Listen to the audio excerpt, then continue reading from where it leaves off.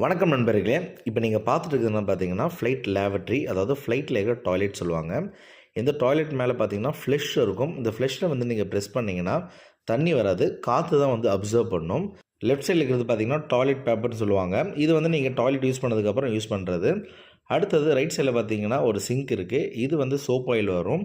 அடுத்தது அந்த சிங்கில் பார்த்தீங்கன்னா ஒரு டேப் இருக்கும். அந்த டேப்பில் வந்து வாட்டர் வந்து வரும். அதை வந்து நீங்கள் வாஷ் பண்ணுறதுக்கு யூஸ் பண்ணிக்கலாம்.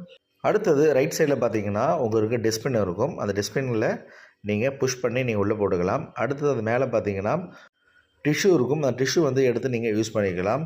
அடுத்தது ரைட் சைடில் பார்த்தீங்கன்னா உங்களுக்கு டோர்.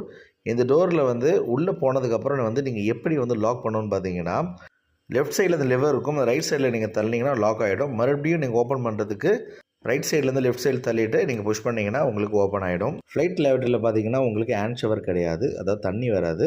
வெறும் டிஷ்யூ பேப்பர் மட்டும்தான் நீங்கள் யூஸ் பண்ணுற மாதிரி இருக்கும்.